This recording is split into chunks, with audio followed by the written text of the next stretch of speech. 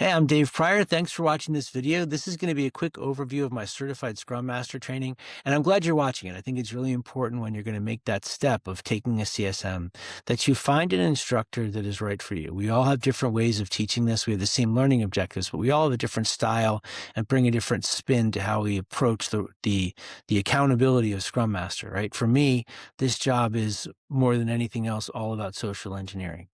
Um, I'm there to support my product owner. I am there to support my developers. I am there to support my organization in any way I can.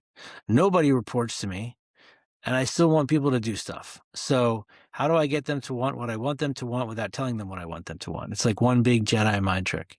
Um, the first day of the course is broken up into 2 sprints, and in the morning we talk all about the Scrum Master. So that's the whole focus. What is the Scrum Master's role on the team? What part do they play? How do they show up? And that's important because the job can be kind of fuzzy. So we'll put as much shape to it as we can. And then in the afternoon, we talk about the Scrum team as a structure.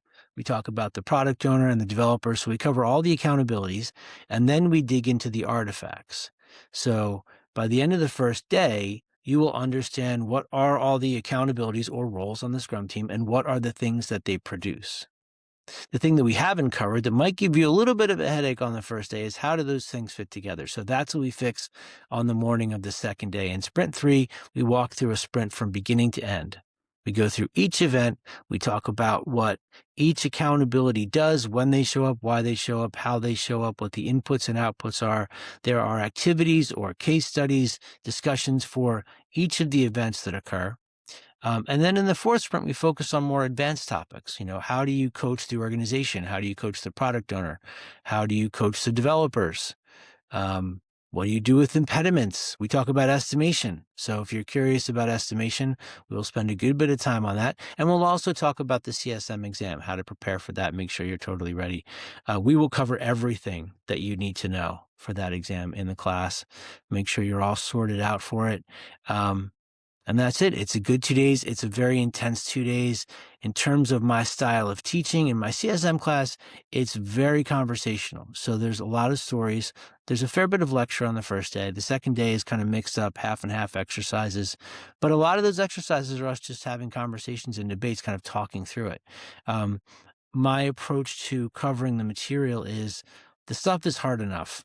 I'm trying to make it as simple and basic as inviting as I can, because it's a lot to try to consume in 2 days. And I'm not a very dogmatic person when it comes to my practice of Scrum.